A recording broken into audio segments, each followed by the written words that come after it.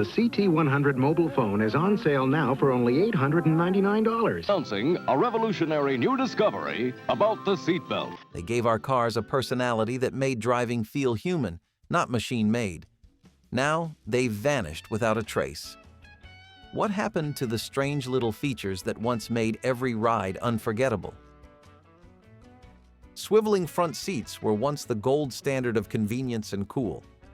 Found in luxury rides like the Chrysler Cordoba in the 1970s, they turned outward to meet you like an old friend, easing your entry with a graceful pivot. You did not slide into these cars. You were invited in. It was a smooth, cinematic motion that made drivers feel like captains boarding their ships. Passengers loved it.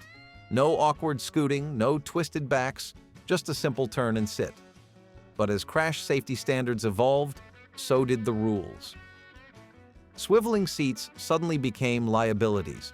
They struggled to meet modern anchoring regulations and airbag placement standards. Engineers tried to make them safer, but the mechanisms added weight and complexity. Eventually, they were deemed too risky, too expensive, and quietly phased out.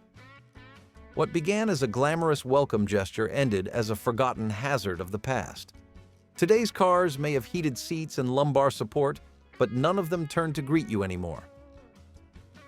There was a time when nearly every passenger had their own cigarette lighter and ashtray, even in the backseat doors. It was not just a feature, it was a lifestyle. Smoking in cars was once so normalized, so ingrained in everyday life, that manufacturers built it into the car's DNA.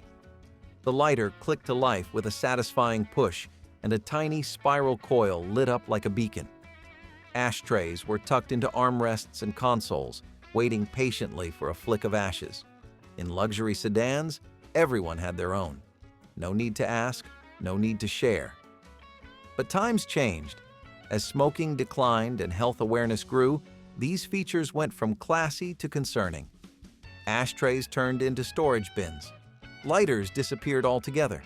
What was once a sign of sophistication became a reminder of just how different things used to be.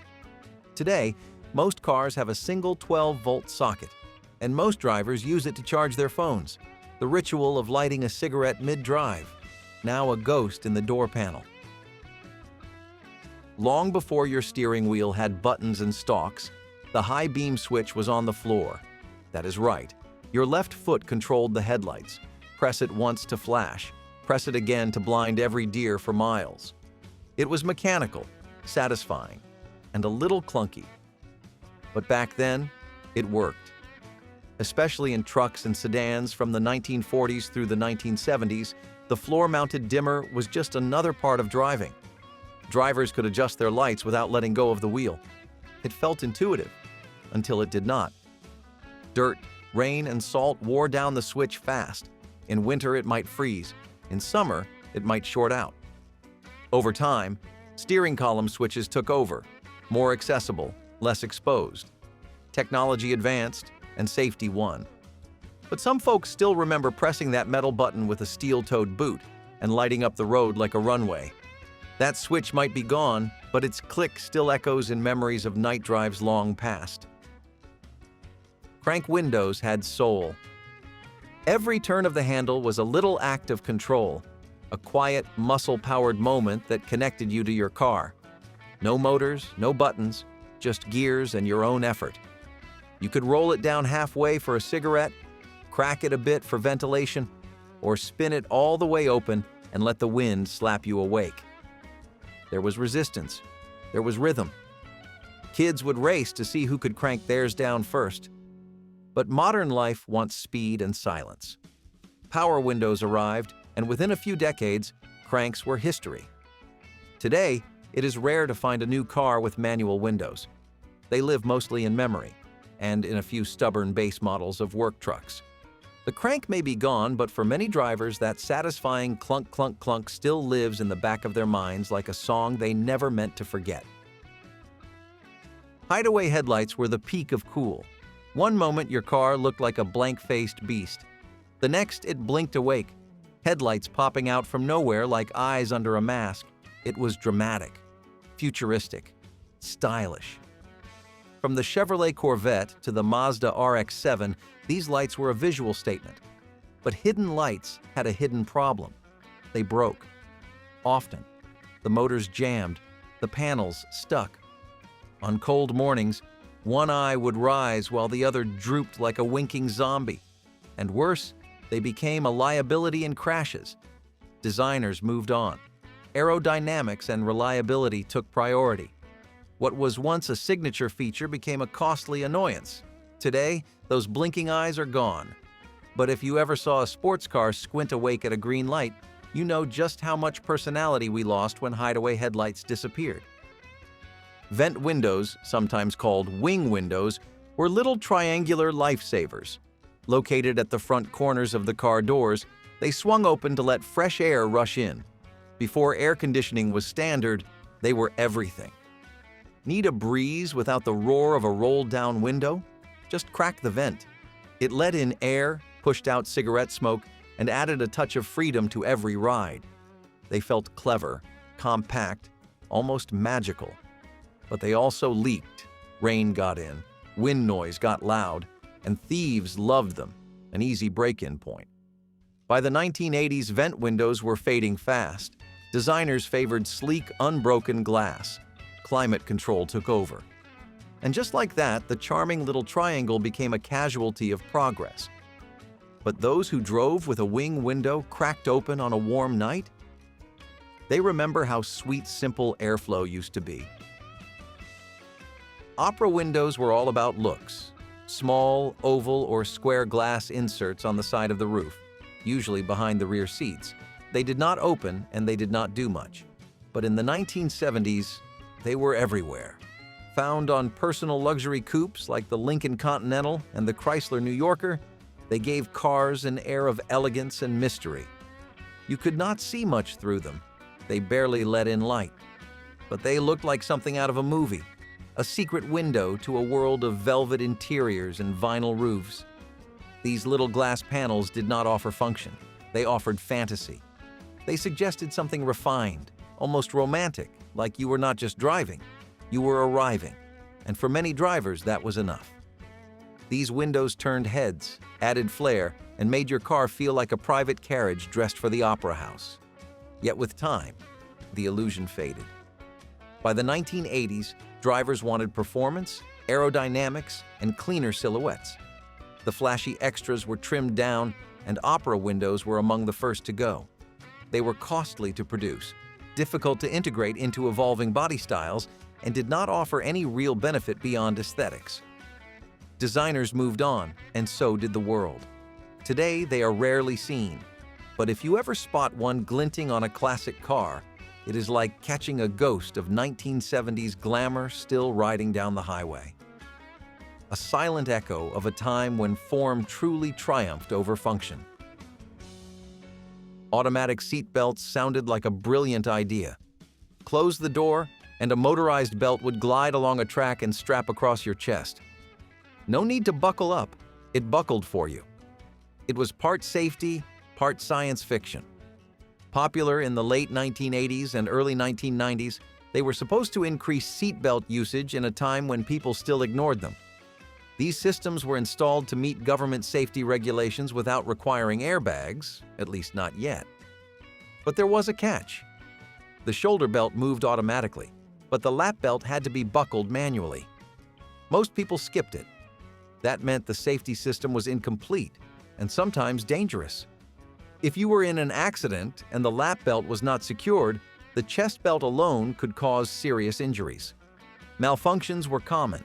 Belts jammed, motors failed, and the entire mechanism became more of a hassle than a help. Drivers complained, passengers rolled their eyes, even insurance companies began questioning their effectiveness.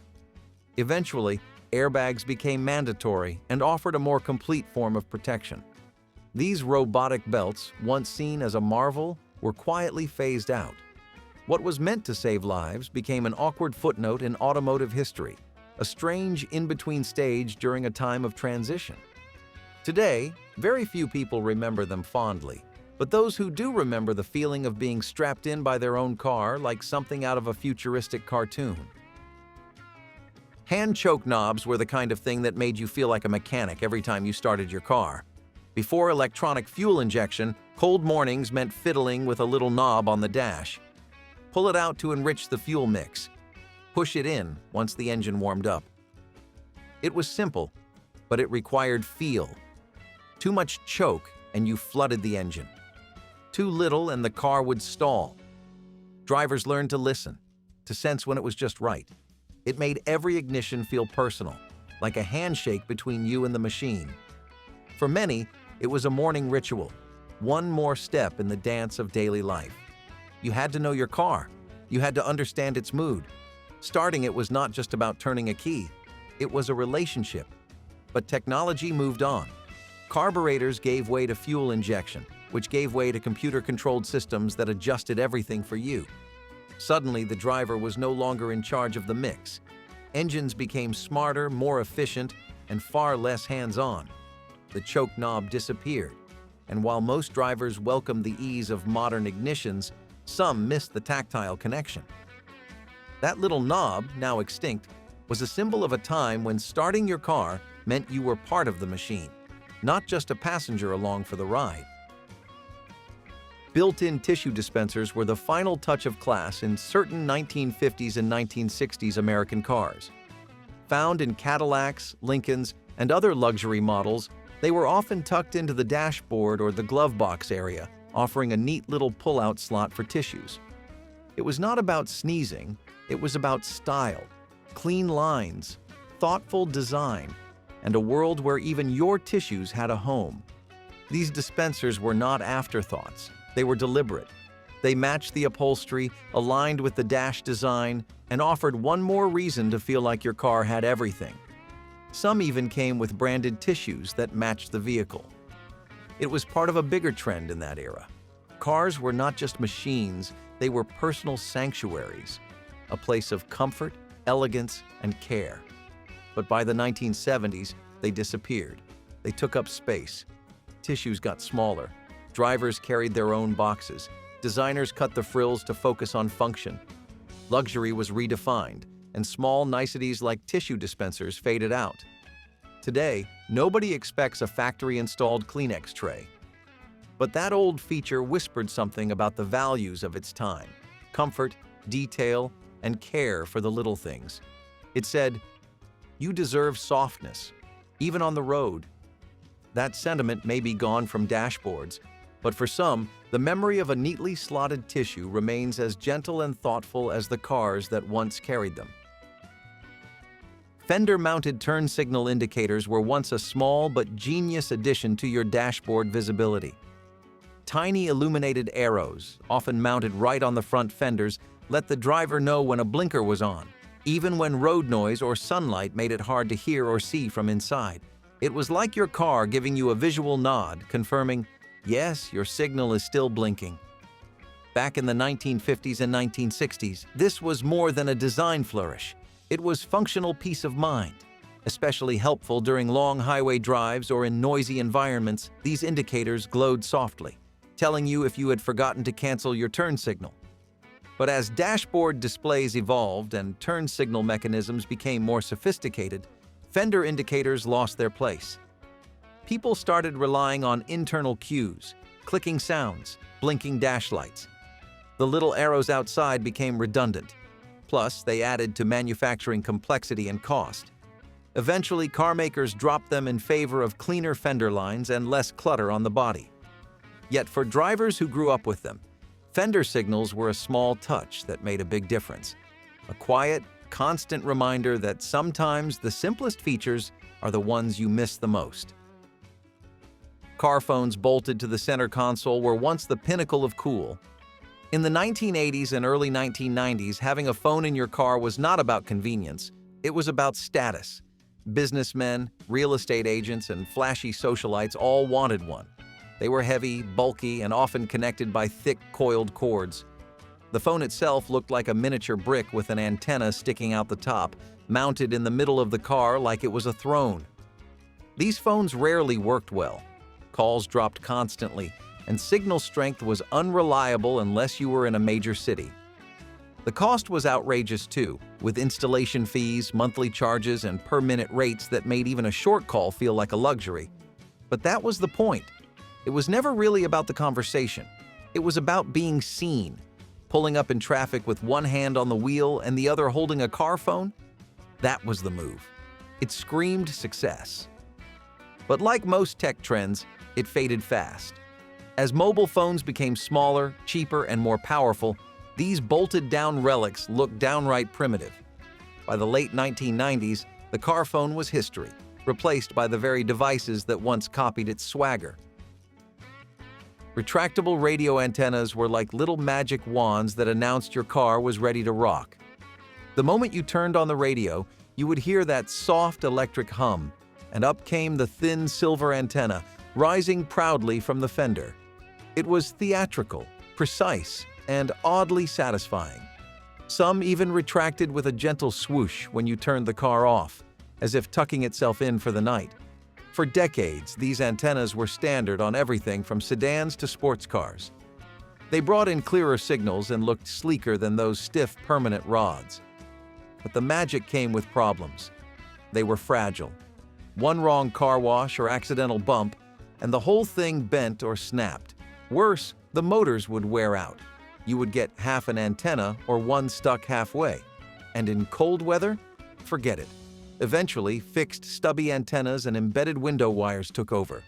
They were more durable, less flashy, and got the job done. But for those who remember the ritual, the rise, the fall, the gentle hum, retractable antennas were more than functional. They had personality, a kind of mechanical grace that made turning on the radio feel like unlocking a small ceremony. Map lights with manual switches were once a co-pilot's best friend. Before GPS, before digital screens, before you could ask your phone to take you home, people relied on paper maps.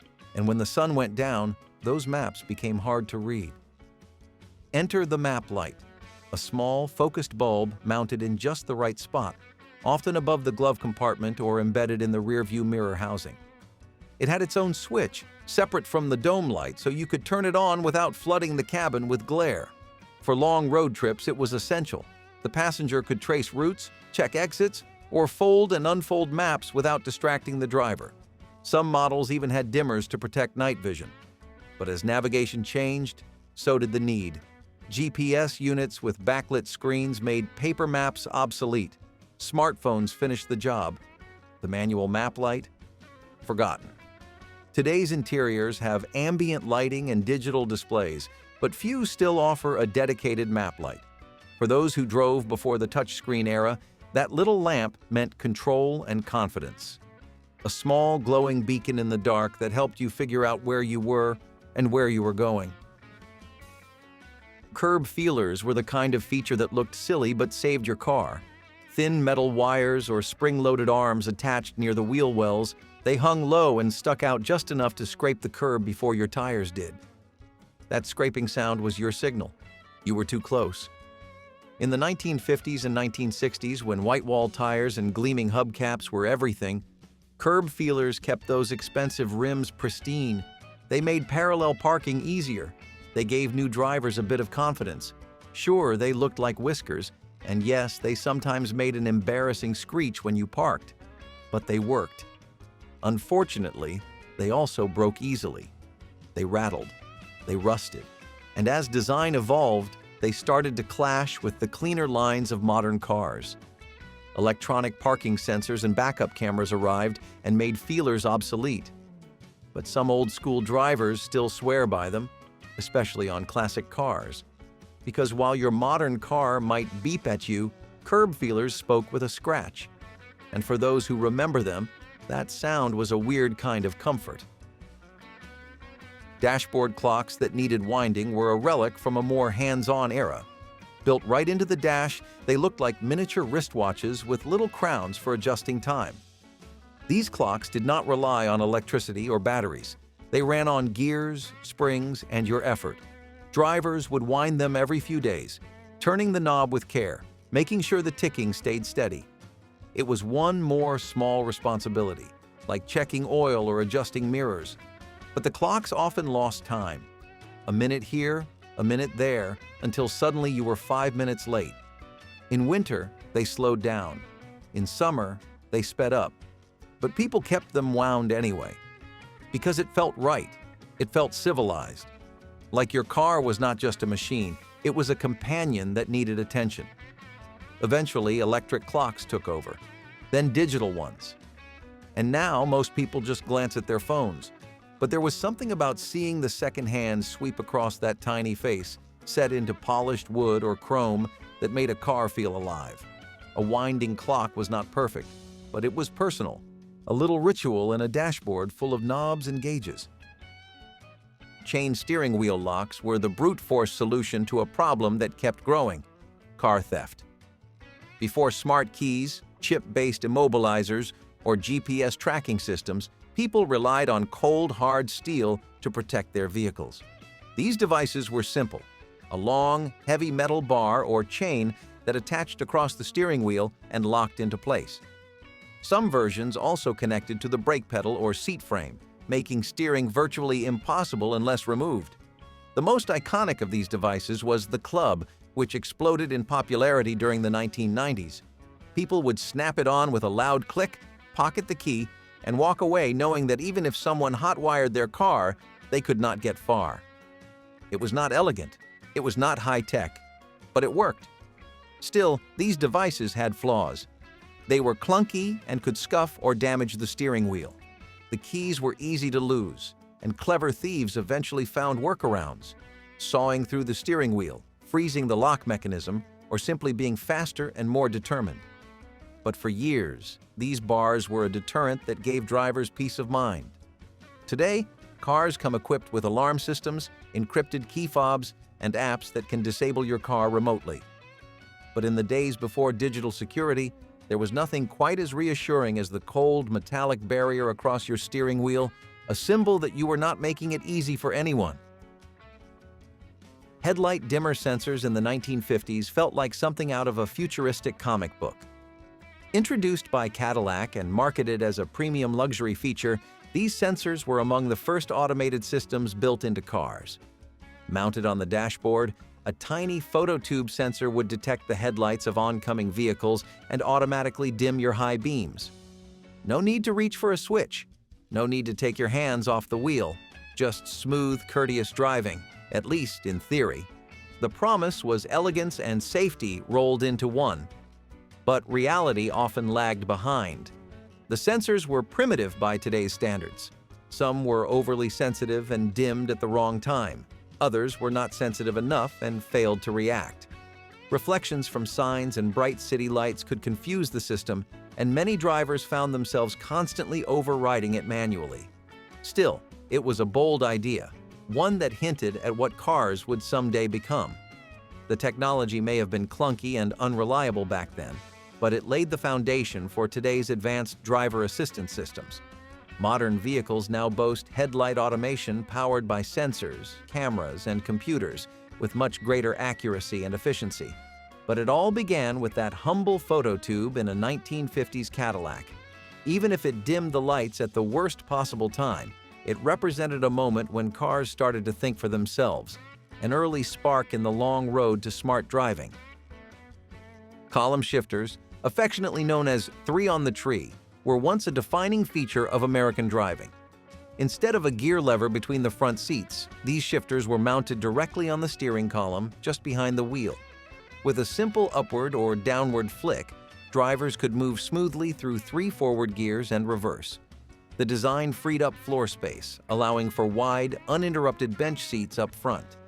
This meant that 3 people could ride comfortably across the front row: driver, passenger, and the kid or teenager squeezed in the middle. In family sedans and pickup trucks alike, this setup was everywhere from the 1940s to the 1970s. It made road trips cozier and everyday commutes feel more social. But over time, column shifters started to show their age. The linkage often wore out, causing sticky shifts or misaligned gears. As performance became a selling point and sporty interiors became fashionable, floor-mounted shifters took over. They looked cooler, felt tighter, and fit better with center consoles and other tech-heavy features. Column shifters quietly faded from mainstream models, surviving only in a few utilitarian trucks and vintage rides. Today, they are a charming throwback to a time when simplicity ruled and cars made room for closeness. Those who remember them can still picture sliding across that wide seat, shifting into gear with a confident snap of the wrist, and hitting the road with nothing but open highway and easy conversation ahead. Bench seats in the front row were the living room couch of the road. Wide, padded, and built for togetherness, they could seat 3 people across without fuss. No gaps, no armrests, just one continuous stretch of comfort. Families loved them. Teenagers on dates loved them even more. You could slide from one side to the other, pass snacks, or lean over for a nap. For decades, they were the default in American cars, especially full-size sedans and trucks. But they came with compromises. No real support for curves or bumps, no cup holders, no space for fancy tech. As car interiors evolved and center consoles took over, bench seats started to feel outdated. Safety standards also demanded separate seat belts and airbags for every passenger, which bench seats struggled to support. Slowly, they disappeared. Today, you will only find them in a handful of trucks, and even those are becoming rare. But if you ever sat in the middle seat up front, arm pressed against your sibling, radio humming through a single dash speaker, you know bench seats were more than furniture. They were a part of the journey. Rear-facing third-row seats were a special kind of thrill for kids growing up in station wagons. While the adults looked forward, eyes on the road, the lucky ones in the back row sat in their own little world, facing backwards. There was something mischievous and magical about it. You could wave at strangers, make faces at the drivers behind you, or just watch the world unfold in reverse. It felt rebellious, like you had broken the rules of what car rides were supposed to be. Parents loved it because it added extra seating, but kids loved it because it turned every errand into an adventure. These seats were common in wagons from the 1960s through the 1980s, often folding up from the floor like a secret passageway. But they came with downsides. In rear-end collisions, they were less safe. The seating position was awkward for car seats. And as minivans and SUVs took over the market, the rear-facing bench lost its place. Today, they are all but extinct, but those who grew up back there remember the joy of pretending to drive in reverse, staring down trucks, and knowing you had the best seat in the car. Built-in ice scrapers in the wipers were one of those strange little features that felt like a great idea, until they were not. Found in some 1980s vehicles, these systems aimed to solve a real winter problem: frozen wiper blades. Some used heating elements built into the blades, while others used small metal edges or ridges that scraped the ice as the wipers moved. On paper, it was clever. No more jumping in the car and having to chip away at your windshield with frozen fingers. Drivers could hit a button, warm up the glass, and drive off with clear vision.